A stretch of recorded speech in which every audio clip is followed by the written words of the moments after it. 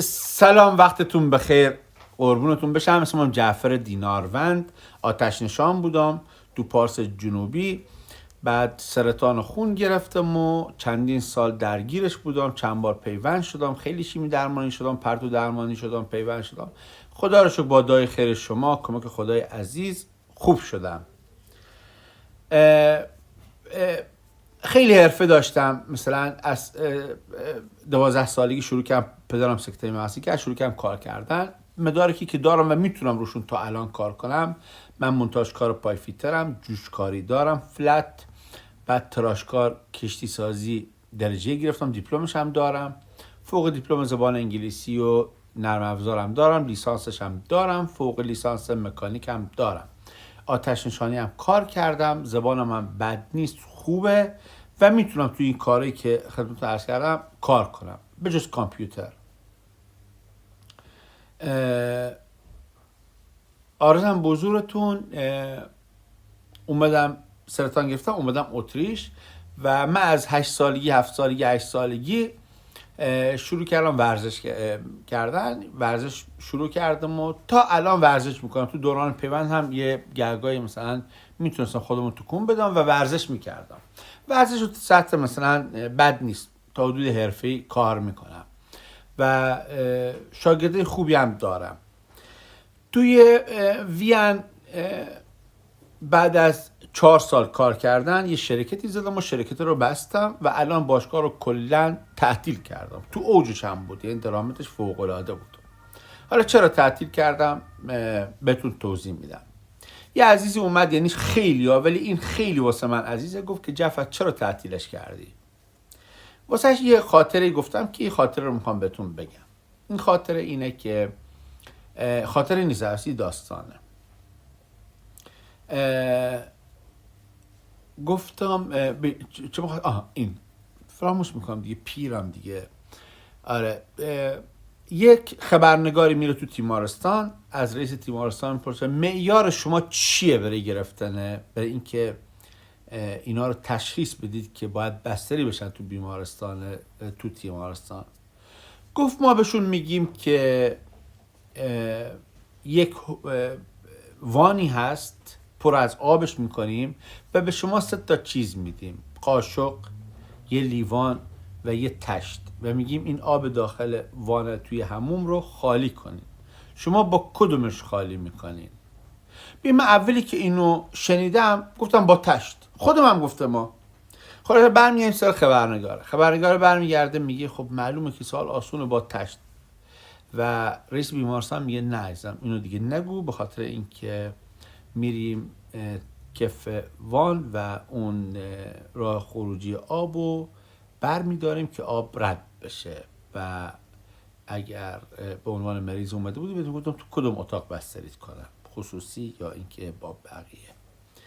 خب منم همین فکر رو کردم. ولی پشت این داستان خیلی چیز قشنگی هستش که باید توضیح بدم. ببینید، مغزمون نیومده که ما رو بندازه جلو. مغزمون اومده فقط ما زندگی کنیم. مغزمون هستش که ما فقط زندگی کنیم. گرسنمون بشه بگه گرسنه این، آب میخوایم بگه آب میخوای، دستمون بتونیم دراز کنیم چیزی رو بگیریم، سمت آتش بریم اگه بخوایم بسوزیم دستور بده برگرد و الی آخر. و نیومده که ما پیشرفت کنیم. میدونید، نیومده که ما پیشرفت کنیم. ببینید،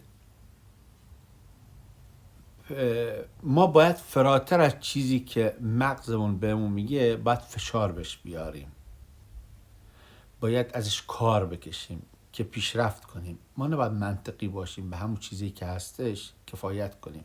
این دنیا با یه عظمت، با تمام پیشرفتاش، با آدم بی منطق پیشرفت کرده. مثلا همین نمیفهم دیروز دیدیم مسابقه ترامپ یا نه. ترامپ تمام معادن، حالا تمام نه، یه بخش از معادن اوکراین رو میخواست. خیلی بی منطقی هم صحبت میکرد، ولی خب پیشرفت دیگه. آدم بازاره، میدونین، آدم بازاری، آدم بیزنسمنه و میخواد کشورش پیشرفت کنه. خواب بنداز جلو کشورشو. میدونی چی میگم؟ آدم از مغز استفاده میکنه، یه مال ما نیستن خدا رو شکر. میدونین نمیدونم ربط داره یا نه، فقط می‌خواستم بهشون بتازم واقعا.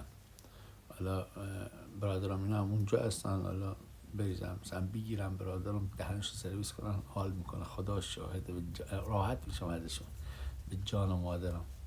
اما خواستم برادرم دوتاش بگیرن، یعنی بریزن فشکی بدم بیان بگیرن، خدا شاهده دوتاشون بگیرن حال میکنم، به زنشون سی خر بدن.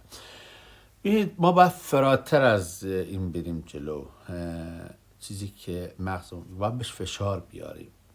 الان تو این کاری که ما بودم، ما باید روز به روز فکر میکردم و باید ایده‌های جدید برای کار میآوردم. کار همین ورزشی که داخلش هستم به درد نمیخورد. میدونین کار آنلاینمو دارم، کار خصوصیامو دارم، فعلی سمت اون حالا نمیرم. اگه بخوام برم سمت اون باید چند تا مربی بذارم. به درد نمیخوره کاری که داشتم میکنم. یعنی خودمو داشتم خسته میکردم، روحمو داشتم خسته میکردم، وقتمو داشتم هدر میدادم برای هیچ. فکر میکنم هیچ دیگه. ما باید یه طوری رفتار بکنم. ما باید یادم توی شرکتی کار میکردم به عنوان رئیسش هم بودم، یعنی رئیس منظورم رئیس کارگرها بودم اونجا. برم تکنوتولید مال این نفر بود به نام آقا اکبر. بعد یه بخش کوچیک چند ماهی ما اونجا کار کردم. کشتی بزرگ که می اومدن ما لوله‌هاشون عوض می‌کردیم. الان اینو نگاه بکنی یادش هست یا نه. بس سن من زیاد موقعی که 20 سالم بود بقیه رو داده بود که من ازشونی بکنم، یعنی منیج کنم. بعد یه بار اومدم پیشش تو اتاق، بهش گفتم اکبر یه نامه میخوام که من میتونم مونتاژ کاری کار کنم، میخوام برم فنی حرفه‌ای که از امتحان بگیرم بتونم مدرک. گفت بری چی؟ گفتم از اینجا باید برم. گفت چرا؟ ما که خوب حقوق بهت میدم. واقعا خوب حقوق میداد. گفتم باید برم، باید برم دنبال پیشرفت، باید برم دنبال چیز جدید. واقعا من بعد از اینکه از اونجا اومدم بیرون رفتم سمت کجا؟ رفتم سمت شرکت کشتی سازی. از مونتاژکاری رفتم تراشکاری، همون دیپلمی که قبلا داشتم. همونجا هم رفتم امتحان دادم، رفتم وزارت نفت. در کنار وزارت نفت کار میکردم، مثلا خرید و فروش زمین و این کارا انجام میدادم و کار آنلاین میکردم و خب مربیگری من میکردم. رئیس هیئت یه زمانی کنگام بودم، بعد رفتم شدم جم و اینا. میگم درآمدی خودمو داشتم. هیئت رزمی منظورم، نه هیئت سینه زنی. آره، میخوام بگم که ما باید بریم سمت پیشرفت. میدونین چیزی که روزگار به ما میده این کافی نیست.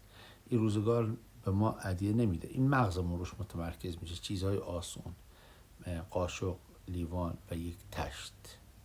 پشت این چیزا چیزای دیگه هستن که کارمون رو آسون میکنه، کارمون رو راه میندازه، وضعمون رو بهتر میکنه، حالمون رو بهتر میکنه و ما رو خیلی میندازه جلو.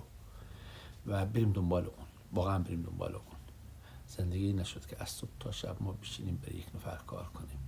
خیلی کار کردم تا الان، تجربه خوبی دارم واقعا تو کار. برای خودم زندگی نکردم ولی مطمئنم پدر خوبی هستم برای پسرم که بتونم خوب راهنماییش کنم، بتونم این چیزایی بگم که اینجا شاید به درد بعضیا بخوره. بعضیا هم خیلی دوست دارم مثل خر بزنم که صدای گنجش بدم.